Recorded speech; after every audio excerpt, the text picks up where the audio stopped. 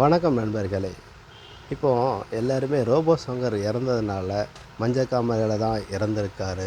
அதாவது தண்ணி அடிக்கிறனால தான், ட்ரிங்க்ஸ் ஆல்கஹால் அடிக்கிறனால தான் இறந்திருக்காரு இப்படின்னு சொல்லி பல பேர் பல சமூக வலைத்தளங்களில் அவருடைய ஃபோட்டோவை பாதி வச்சுக்கிட்டு, பாதி அவங்களுடைய பேசுகிறவங்க ஃபோட்டோவை வச்சுக்கிட்டு அவரை கமெண்ட் பண்ணுற மாதிரியே பேசுகிறாங்க. இது அவருக்கு கண்ணீரஞ்சலி செலுத்தாமல் இருப்பதை விட இப்படி கேவலப்படுத்தக்கூடாது என்று நெல்லை மாவட்டத்திலிருந்து வாசகன் ரிப்போர்ட்டர் சார்பாக வன்மையாக கண்டிக்கிறேன். ஏனென்றால் இதுக்கு முன்னக்கூட்டி கல்லீரல் பிரச்சனை இல்லாமல் சாகலையா? ஏகப்பட்ட பேர் செத்துருக்குறாங்க இல்லையா? ட்ரிங்க்ஸ் அடிக்கிறனால எவ்வளோ பேர் இறந்துருக்குறாங்க. இவரை மட்டும் மையப்படுத்தி அவருடைய ஃபோட்டோவை இப்படி அசிங்கப்படுத்தணுங்கிற ஒரு அநாகரிகமான செயலை செஞ்சுக்கிட்டு இருக்கிறவங்களுக்கு இது வன்மையாக கண்டிக்கிறேன். அதாவது கல்லீரல் பாதிப்பு கல்லீரல் பொறுத்த வரைக்கும் 500 விஷயங்களுக்கும் மேற்பட்ட இதில் அதை சுழற்சி செய்து கொண்டு தான் இருக்கிறது. முதல்ல அதை கல்லீரல் கெட்டுப்போச்சு நமக்கு உடனே தெரியாது. சில பேருக்கு அது ஒரு 60% 40% ஆனதுக்கப்புறம் தான் சில பேருக்கு தெரியும்.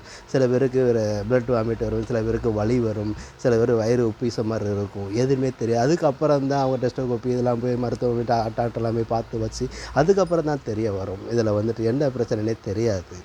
சராசரியாக ஒரு காய்ச்சல் வருதுன்னா அதுக்கு முன்னாடி ஒரு அறிகுறி தெரியும். ஒரு தும்மல் வரும், ஒரு தலைவலி வரும், உடம்பு ஒரு சோர்வாக காட்டும், அப்புறம் என்ன கழிச்சு காய்ச்சல் வர மாதிரி தெரியும். ஆனால் இந்த சிம்டம் ஒரு சில பேருக்கு தெரியாது, உடல் ரீதியாகவே தெரியாது. இதனால் இது ஒரு காரணமாக வச்சுக்கிடலாம். ஆனால் இது எதுக்கெடுத்தாலும் இவரை போட்டால் காமிச்சு இதனால தான் இறந்தார், அதனால தான் இறந்தார், இதெல்லாம் ஒரு தேவையில்லாத ஒரு விமர்சனம் என்று சொல்லிக்கொண்டு உங்களுக்கு இந்த காணொலி ஒரு விழிப்புணர்வு காணொலியாகவே வைக்கிறேன். அதாவது பித்தப்பையில் கல் இருக்கும். சில பேருக்கு பித்தப்பையில் உள்ள குழாயில் வரக்கூடிய இதில் அடப்பு இருக்கும். அது தெரியாமல் கூட அப்புறம் கேன்சர் ஆகலாம். இப்படி நாள்பட்டது சொல்ல முடியாது, என்ன ஒரு சிட்டிசன் சொல்லி நமக்கு தெரியாது.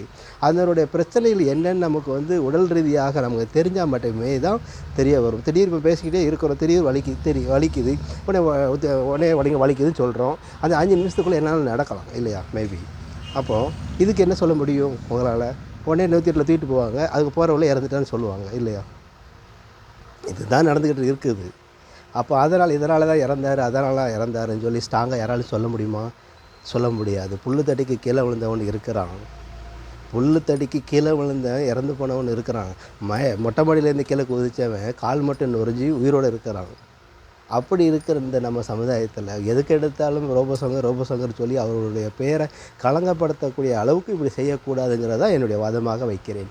ஆகவே மரணம் எப்படி வேண்டாலும் நிகழலாம்.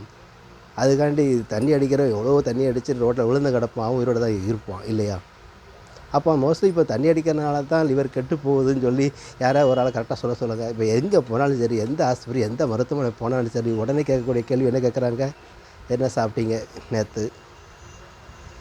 ட்ரிங்க்ஸ் ஆல்கஹால் பழக்கம் உண்டா இல்லையா? பீடி குடிப்பீங்களா? இந்த இது கண்டிப்பாக கேட்டு தான் செய்கிறாங்க இல்லையா?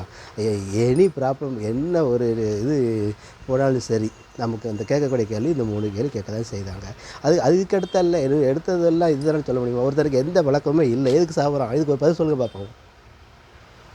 எந்த கடை பழக்கமும் இல்லை, நல்லா சாப்பிட்றான் வைக்கிறான், அவ்வளோதான். வேறு எந்த பழக்கமும் இல்லை, சாப்பிட்றாங்க. இது என்ன சொல்ல முடியும்? அதனால் மரணம் எப்படி வேண்டாலும் வரலாம். நம்முடைய உடலை நம்ம தான் பார்த்துக்கிடணும், அவ்வளோதான் இதில் சொல்லக்கூடியது. 3 நேரம் சாப்பிட்றோம்னா அதுக்கு உண்டான என்னென்ன தேவைகள் ஒரு மனுஷனுக்கு ரோட்டில் நடக்கிறோம், லெஃப்ட் ரைட்டுன்னு எப்படி தெரியுது? லெஃப்ட்டில் போனால் லெஃப்ட்டில் தான் போகணும், லெஃப்ட்டில் போகக்கூடிய ரைட்டில் போனால் அடிப்பட்டு தான் சாவோம் இல்லையா?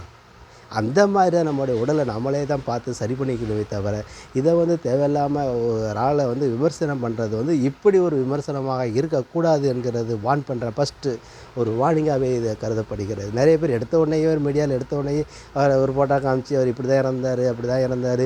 மஞ்சக்காமலை ஒரு நோய் கிடையாது. மஞ்சக்காமலை ஃபஸ்ட்டு ஒரு அறிகுறி தான். நமக்கு உடல் ரீதியில் ஒரு அறிகுறி தான் அந்த மஞ்சக்காமலை நோய் அப்படின்னு சொல்கிறாங்க. மஞ்சக்காமலை நோய் யாராவது சொல்லுங்க பார்ப்போம்.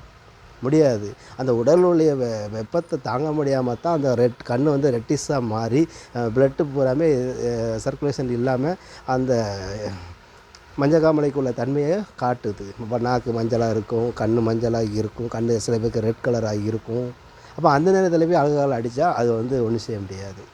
அப்போ ஒவ்வொரு சொல்யூஷனுக்கும் ஒவ்வொரு மருந்துகள் இருக்கிறது. அதை நாம் உடல்நிலையை அது சரி பண்ணிக்கிட்டால் தான் சரி பண்ண முடியுமே தவிர, ஆளாளுக்கு ஒன்று ஒன்று சொல்லிக்கிட்டு அதை திசை திருப்பக்கூடாது என்கிறது தான் என்னுடைய வாதமாக வைக்கப்படுகிறது தவிர, யாரையும் குத்தி பார்க்குற நோக்கமும் அல்ல. ஒரு விழிப்புணர்வு காணொளியை சரியான ஒரு காணொளியை போட வேண்டும் என்பது தான் என்னுடைய நோக்கமே தவிர என்று சொல்லிக்கொண்டு விடைபெறுகிறேன். நன்றி, வணக்கம்.